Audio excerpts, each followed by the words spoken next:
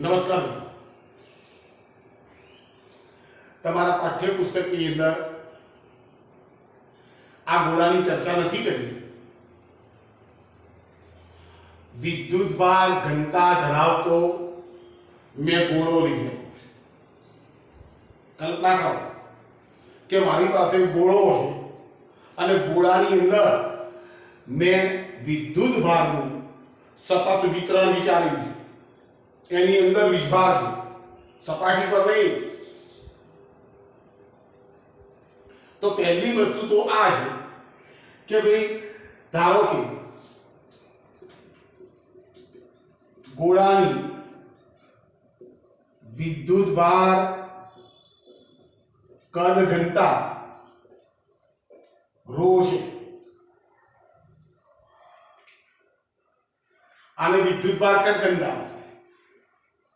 તો મારો પ્રશ્ન એ કે આ ગોળાની અંદર ગોળાની બહાર વિદ્યુત ક્ષેત્ર કેટલું હશે?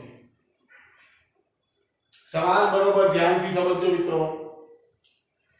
ગોળાની અંદર અને ગોળાની બહાર વિદ્યુત ક્ષેત્રની તીવ્રતા શોધવી છે. ગાઉસના નો નિયમ તૈયાર કરો. માની લઈએ નંબર 1, ગોળાની અંદર મારે ગોળાની અંદર વિદ્યુત ક્ષેત્રની તીવ્રતા નક્કી કરવી છે. તો હું માની લઉં કે અહીંયા આના ગોળાના કેન્દ્રથી માની લો કે અહીંયાથી r જેટલા અંતરે મારે વિદ્યુત ક્ષેત્રની તીવ્રતા નક્કી કરવી છે. તો હું શું કરીશ? આટલા અંતરે હું એક ગાઉસિયન પૃષ્ઠ વિચારી લઉં.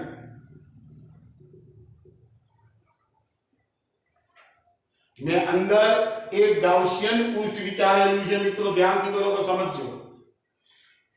ગોળાની અંદર r ત્રિજ્યા વાળું મેં ગાઉસિયન પૃષ્ઠ વિચાર્યું. પ્રશ્ન પૂછું, આ ગાઉસિયન પૃષ્ઠ દ્વારા વિદ્યુતભાર ઘેરાતો હશે? જવાબ છે યસ. કવચમાં ના આવ્યો તો જવાબ, કારણ કે કવચની સપાટી પર વિદ્યુતભાર પથરાયેલો હતો. આની અંદર આ તમે જે ગાઉસિયન પૃષ્ઠ વિચારેલું છે એની અંદર વીજભાર છે. એટલે પરિસ્થિતિ એ આવશે કે આનું વિદ્યુત ક્ષેત્ર હું ગણીને બતાવું છું.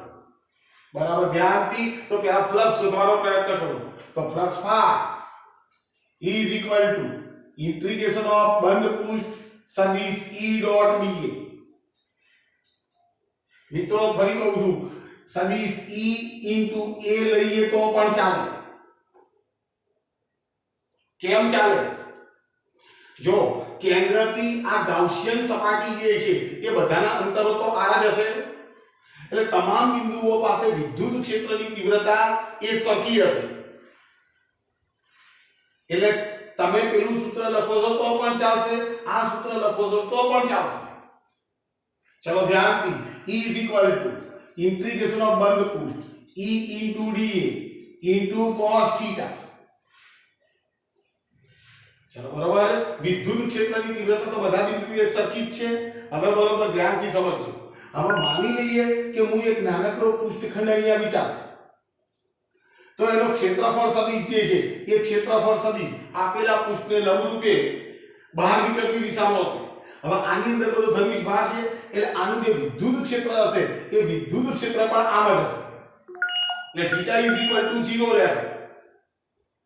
θ ની કિંમત 0 રહેશે. cos 0 ની કિંમત 1 થશે. ઈ તો અચળ છે, ઈ ને બહાર કાઢી નાખો. E = E into integration of dA. અહીં ગાડી કારણ લખું છું, કારણ θ = 0. હવે dA જેવા તમામ ખંડોનો સરવાળો એટલે ગાઉસિયન જે પૃષ્ઠ છે એ પૃષ્ઠનું સમગ્ર સપાટીનું ક્ષેત્રફળ E = E into 4 pi small r square. મિત્રો વ્યવસ્થિત સમજો. તો મારી પાસે ફ્લક્સની કિંમત તૈયાર થઈ ગઈ. હવે બીજી વાત શું શોધવી પડે? સમેશન ઓફ q શોધવો પડે. તો નીચે ધ્યાનથી સમેશન ઓફ q શોધો.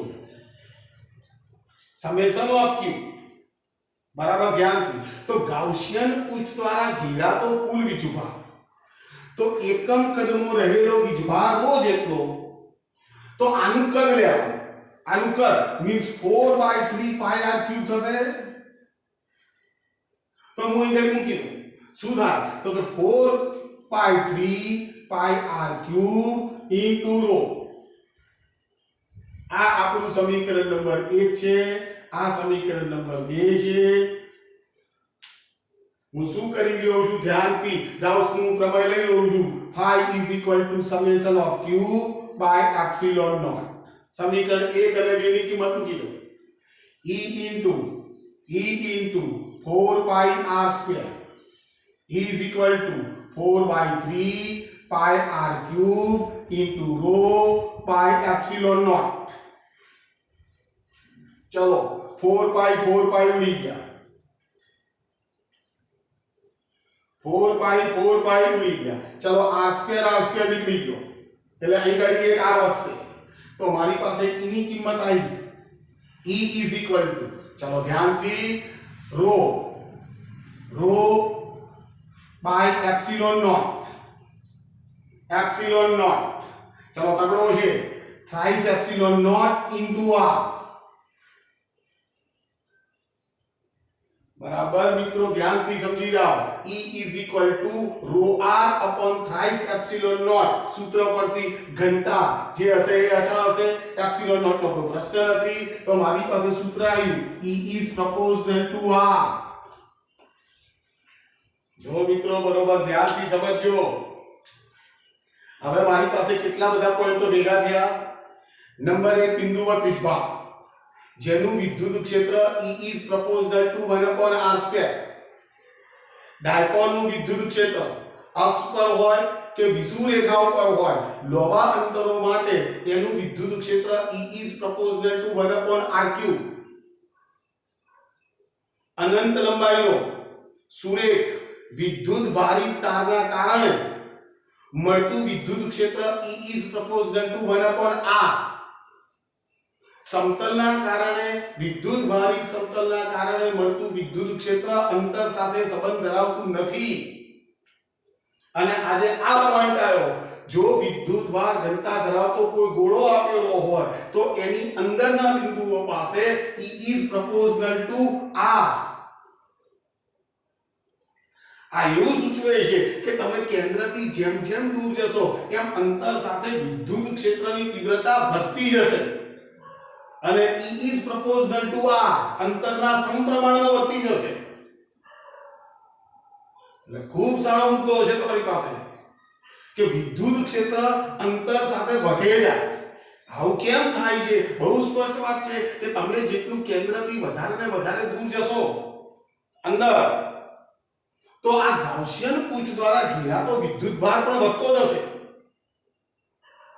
એટલે જેમ જેમ અહીંયાથી તમે વધારે દૂર જશો એમ એમ વિદ્યુત ક્ષેત્ર અંતરના સપ્રમાણમાં વધતું જશે ચલો કમ્પ્લીટ છે તો જરા ધ્યાનથી ઉતારજો ખૂબ અગત્યનો પોઈન્ટ છે ફરી બોલું છું પાઠ્ય પુસ્તકની અંદર આનો ઉલ્લેખ નથી પણ જાણવું ખૂબ જરૂરી છે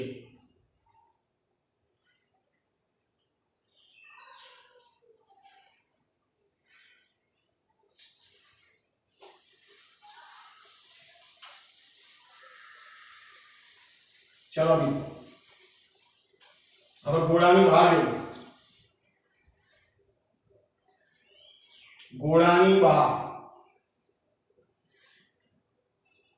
ગોળાની બહાર વિદ્યુત ક્ષેત્ર શોધવું છે માની લઈએ કે આ કેન્દ્રથી હું કોઈ બહારનું બિંદુ પસંદ કરું P અને આ P બિંદુ પાસે મારે વિદ્યુત ક્ષેત્રની તીવ્રતા શોધવી છે તો હું ફરી કહું છું આ P માંથી પસાર થતું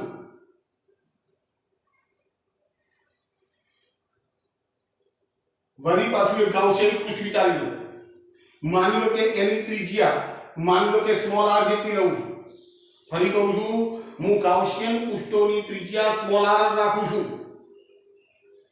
બંને પ્રશ્નો અલગ છે અંદર વિદ્યુત ક્ષેત્ર બહાર વિદ્યુત ક્ષેત્ર ચલો બરાબર મારે બહારના બિંદુ પાસે વિદ્યુત ક્ષેત્ર શોધવું છે જો r is greater than capital R. ખાસ અગત્યનો મુદ્દો. તો ચલો આ સંવાદો ને ફરી વાર ફ્લક્સ શોધવા માંડો. તો flux phi is equal to integration of સદિશ E ડોટ સદિશ D is equal to integration of one put E into dA into cos theta. ચલો આ કેન્દ્રથી આ બધા બિંદુઓ તો સમાંતર હશે એટલે વિદ્યુત ક્ષેત્રની તીવ્રતા તો તમામ બિંદુ પાસે એક સરખી હશે. E ને કાઢી નાખો બહાર. E નીકળી ગયો બહાર. Integration of dA. ચલો ધ્યાનથી હવે વળી પાછો અહીં ગાડી નાનકડો પૃષ્ઠખંડ વિચારો. એનો ક્ષેત્રફળ સદિશ આમ આવશે. એની વિદ્યુત ક્ષેત્રની તીવ્રતા પણ આમ આવશે. Theta is equal two 0. પેલાની માં ફાકા છે. મિત્રો બરોબર ધ્યાનથી સમજજો. એટલે cos 0 એની કિંમત 1 થઈ જશે. એટલે મારી પાસે સૂત્ર બનશે E ચલો 4 પાઈ r². હું ફરી કહું છું ગાઉસિયન પૃષ્ઠની ત્રિજ્યા મેં r લીધેલી. આ dA શું છે? આ dA આરોખંડ છે. એટલે તમારે આ સરફેસ જે આપેલી છે એનું ટોટલ ક્ષેત્રફળ લખવું પડે. એટલે E 4 પાઈ r². આને સમીકરણ નંબર આપી દઉં 1. આ આપણું ફ્લક્સ હોય. ચલો કમ્પ્લીટ છે. ચલો સમેશન ઓફ q. ગાઉસિયન પૃષ્ઠ દ્વારા ઘેરાતો વિદ્યુતભાર તો વધેલો દો. તો જો એકમ કદનો રહેલો વિદ્યુતભાર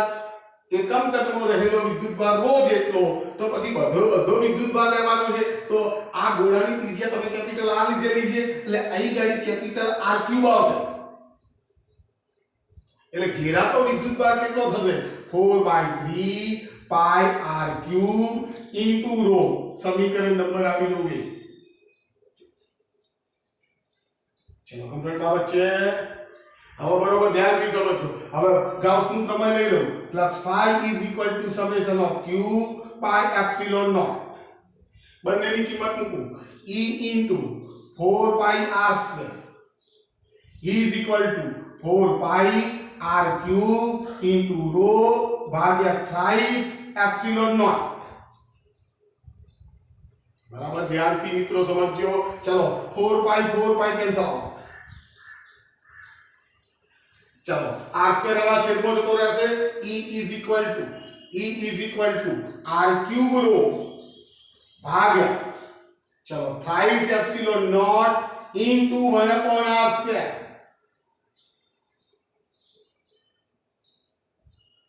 ચલો કેપિટલ R ગોળાની ત્રિજ્યા અચળ.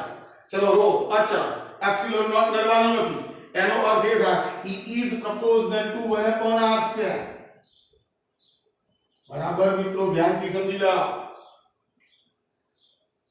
વળી પાછું બહારના બિંદુ પાસે એનું વિદ્યુત ક્ષેત્ર E is proportional to 1/r² ને અનુસરે છે.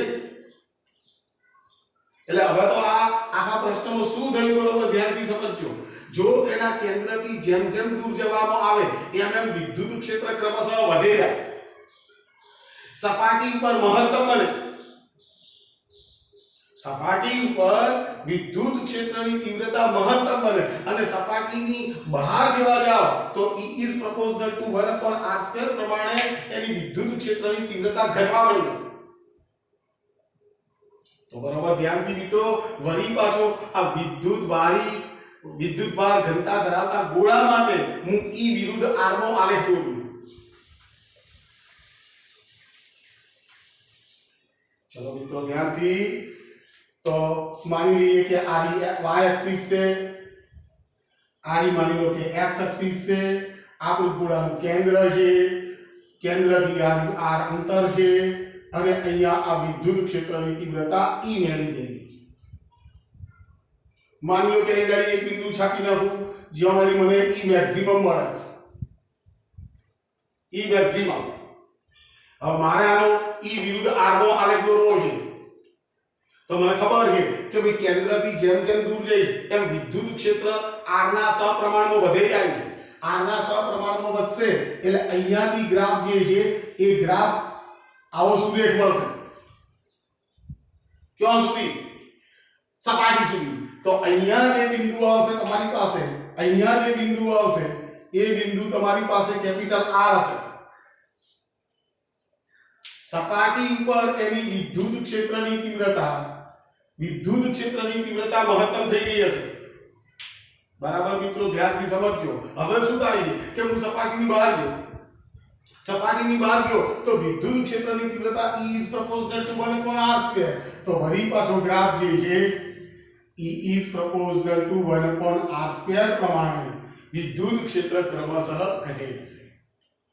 તો આ આલેખ પણ ખૂબ અગત્યનો છે મિત્રો કે વિદ્યુત ક્ષેત્રની તીવ્રતા અહીં જાણી E is proportional to r અનુસાર વધે જાય છે। સપાટી પર મહત્તમ બનશે અને સપાટીની બહાર એનું વિદ્યુત ક્ષેત્ર E is proportional to 1/r² પ્રમાણે એ ઘટે જશે।